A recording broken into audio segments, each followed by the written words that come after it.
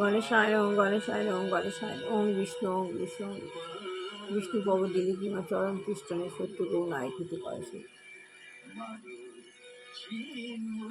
শিবায় নম শিবায় নম শিবায়।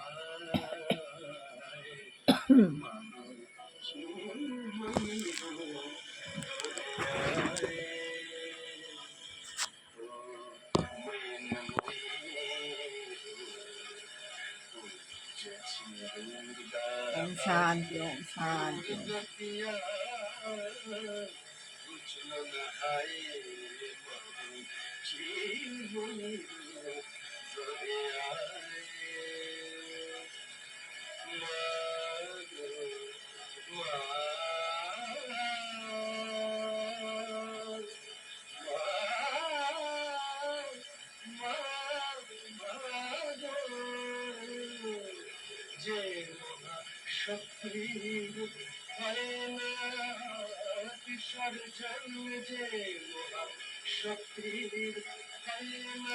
ভগবানের যে রিচার্জ করে নিলাম, ফোন যেভাবে নিজেকে রিচার্জ করতে হয় সেভাবে নিজেকে রিচার্জ করে নিলাম।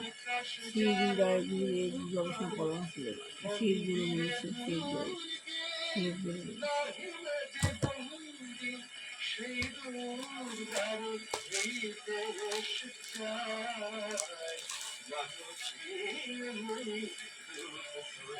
ও মা সরস্বতী।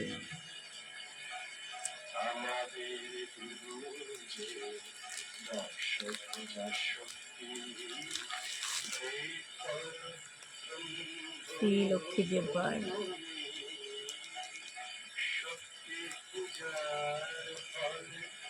পিতা গুরু গুরু মিতা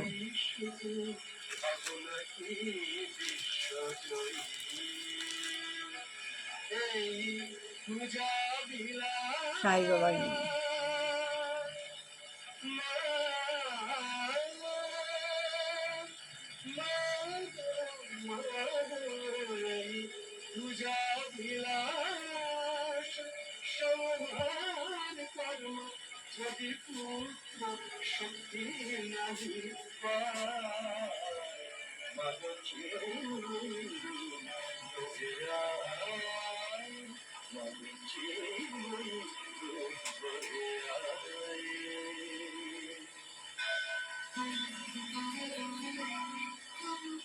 শ্রী জগন্নাথ দাসের সঙ্গে কান্ডের কথা শুধুমাত্র 98.3 মির্চিতে।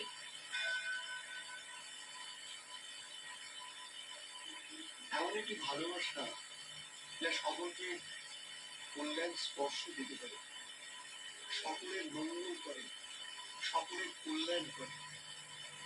এমনি একটি উচ্ছ্বসিত ভালোবাসার প্রতীক মাশাআল্লাহ। নিবেদিত বিদেশি হয়েও মাকে চিনতে পেরেছিলেন, মাকে বুঝতে পেরেছিলেন। তিনি মাকে চিনিয়ে দিয়ে গেছেন।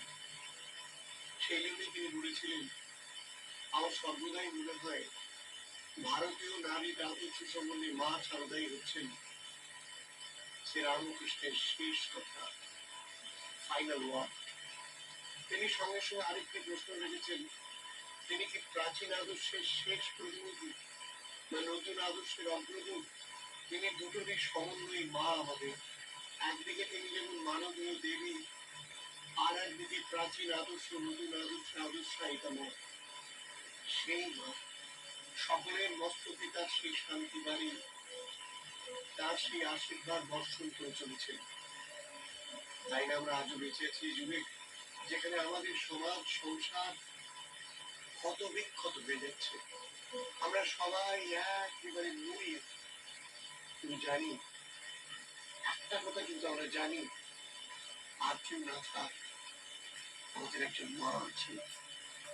মা নিজেই বলছেন, বিধিরও স্বার্থ নেই আমার ছেলেকে রক্ষা করে দিতে। সর্বদাই জানবে আর কেউ না থাক, তোমার একজন মা আছে। আর একটা কথা বলি, সর্বদাই জানবে আমার ছেলেরা যে যেখানে আছে সবাই মুক্ত হয়ে যাবে। সেই জন্যই বোধহয় মা তার মহাপ্রাণে পূজে এই আশীর্বাদ করেছিলেন, যা প্রার্থনার আকারে ঝরে ঝরে পড়েছিল। যারা এসেছে আত্মজ্ঞান লাভের পন্থা যারা আসবে শ্রী প্রভুপাদ। আত্মজ্ঞান লাভ না হলে আমাদের মানুষ জন্ম বৃথা। আত্মজ্ঞান লাভ করতেই হবে। আত্মজ্ঞান লাভ না হলে আমাদের সকলের উপর আছে, আর সেই আশীর্বাদ আছে বলে তো আজও তার সন্তানেরা ভবনদী পাঠটা ঠিকভাবে হবে না। আমরা যত মন্থন করব তত ভালো হবে। যেখানে করুণাময়ী মায়ের আশীর্বাদ একমাত্র সম্ভব। আজকে পড়ব পরম চৈতন্য। আধুনিক যুগে যোগের নামে না হচ্ছে তা প্রাচীন ভারতবর্ষের যোগীদের যোগসিদ্ধির ধারে কাছেও আসে না। আধুনিক যুগে যোগের নাম হচ্ছে, যোগের নামে যা হচ্ছে তা প্রাচীন যুগে আরও ভালো হতো। এখনকার যুগে যা যোগ হচ্ছে তা প্রাচীন ভারতের যোগীদের যোগসিদ্ধির ধ্যান ধারে কাছেও তা আসে না। ঐতিহাসিক বর্ণনার মাধ্যমে আমরা জানতে পারি যে যোগীরা পরমাণুর থেকেও ক্ষুদ্র হতে পারেন। তারা ঐতিহাসিক বর্ণনার মাধ্যমে আমরা জানতে পারি যে যোগীরা পরমাণু যে আছে পরমাণুর থেকেও ক্ষুদ্র হতে পারতেন, বায়ুর থেকেও হালকা হতে পারতেন এবং ব্রহ্মাণ্ডের চেয়ে যে কোনো স্থানে ভ্রমণ করতে পারতেন। ব্রহ্মাণ্ডের যে কোনো স্থানে শরীরকে উড়িয়ে নিয়ে যেতে পারতেন, ধ্যানের দ্বারা ভ্রমণ করতে পারতেন ব্রহ্মাণ্ডের যে কোনো স্থানে। কিন্তু তবুও শ্রী প্রভুপাদ বলেছেন যে এই মহাসিদ্ধিগুলি হচ্ছে কেবল এক পথ প্রগতি মাত্র। এই মহাসিদ্ধিগুলি হলো কেবল এক পথ প্রগতি মাত্র। মানব চেতনার চরম বিকাশ কিভাবে সম্ভব? পরম চৈতন্য বিকাশ কিভাবে সম্ভব? 1967 সালে প্রদত্ত একটি ভাষণে শ্রী প্রভুপাদ সেই রহস্য উদ্ঘাটিত করেছেন। কৃষ্ণ ভাবনা হচ্ছে সর্বশ্রেষ্ঠ যোগের পন্থা। তিনি বলছেন কৃষ্ণ ভাবনা হচ্ছে সর্বশ্রেষ্ঠ যোগের পন্থা যা ভক্তিযোগীরা আচরণ করেন।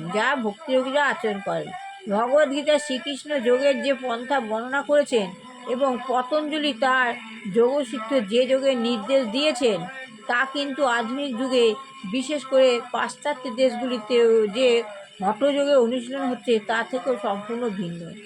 বলছে পাশ্চাত্য যুগের দেশগুলিতে যে হঠযোগ মানে মিথ্যা, যেটা বলছে অনুশীলন হচ্ছে, কিন্তু অনুশীলনের মতো অনুশীলন হচ্ছে না,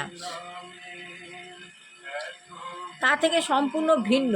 যে আসল যোগ অনুশীলনের থেকে ভিন্ন। প্রকৃত যোগের উদ্দেশ্য হচ্ছে ইন্দ্রিয়গুলিকে দমন করা।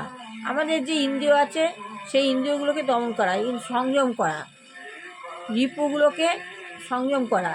ইন্দ্রিয়গুলি যখন এইভাবে দমন করা হয় তখন মনকে শ্রীকৃষ্ণের নারায়ণ রূপে একাগ্র করা হয়। শ্রীকৃষ্ণ হচ্ছেন আদি পুরুষ, পরমেশ্বর ভগবান এবং অন্য সমস্ত শঙ্খ চক্র গদা পাত্রধারী চতুর্ভুজ বিষ্ণুরূপ হচ্ছেন তার অশ্রুপ্রকাশ। ভগবদ্গীতায় নির্দেশ দেওয়া হয়েছে ভগবানের রূপের উপর ধ্যান করার জন্য। ভগবানের যে রূপ সেই রূপের উপর ধ্যান করতে। চিত্তকে একাগ্র করার জন্য চিত্তকে একাগ্র করার জন্য পবিত্র পরিবেশ সমন্বিত নির্জন স্থানে, পরিবেশটা হবে নির্জন, ফাঁকা জায়গায় ধ্যান হয়। নির্জন স্থানে উপবেশন করে যোগীকে ব্রহ্মচর্যের বিধি নিষেধগুলি আচরণ করতে হবে। জনবহুল শহরে উচ্ছৃঙ্খল জীবনযাপন করে, চিৎসঙ্গ করে এবং অনিয়ন্ত্রিতভাবে রসনার তৃপ্তি করে কখনো যোগ অনুসরণ করা যায় না। সব রকম তৃপ্তি করে কখনো যোগ করা না। যোগ করতে গেলে সংযম, খাওয়া দাওয়া, বেড়ানো, সাজ পোশাক সব কিছুতেই সংযম থাকবে, তবে গিয়ে অনুশীলন হবে, তা না হলে অনুশীলন হবে না। পুরো মন তৃপ্তি করে অনুশীলন সম্ভব নয়। আজ এটুকুনি পড়লাম। ভালো লাগলে লাইক শেয়ার কমেন্ট অবশ্যই করবেন। সবাই ভালো হোক, কল্যাণ হোক, মঙ্গল হোক। দুষ্টু বাচ্চা মানুষের মতো বিবাহযোগ্য ছেলেমেয়ের বিবাহ হোক, চাকরিযোগ্য ছেলেমেয়ের চাকরি হোক, যে গৃহে ছেলের বিবাহ আসন্ন তা সুন্দরভাবে সাফল্যমণ্ডিত হোক। যে গৃহে গৃহচারী গৃহিণী রয়েছেন পরিবেশকে কলুষিত করছে, ভগবান যেন তাকে এই পরিবেশ থেকে সরিয়ে দেয়। আর যেই যে রোগাগ্রস্ত বৃদ্ধ বৃদ্ধা বা কোনো যোগ জীবিত আছে, ভগবান যেন তাদের মুক্তি হয়, শক্তি দমন করুন, শক্তি দমন করো, ভগবান যদি শক্তি দমন করো।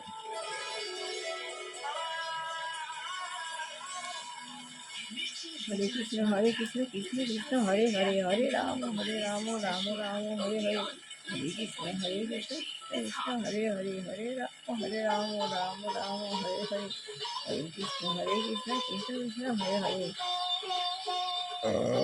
হরে রাম রাম হরে হরে, হরে কৃষ্ণ কৃষ্ণ কৃষ্ণ গুরু হরে, গুরু রাম হরে রাম রাম গুরু হরে, হরে কৃষ্ণ কৃষ্ণ কৃষ্ণ গুরু হরে, গুরু রাম গুরু হরে, শ্রী গুরু শ্রী গুরু শ্রী গুরু জয়, শ্রী গুরু শ্রী গুরু শ্রী গুরু জয়, শ্রী গুরু শ্রী গুরু শ্রী গুরু জয়, শ্রী গুরু শ্রী গুরু শ্রী গুরু জয়। বলে গুরু কি পাহি কে বলম, বলো গুরু কি পাহি কে বলম, বলো গুরু কি পাহি কে বলম, বলো গুরু কি পাহি কে।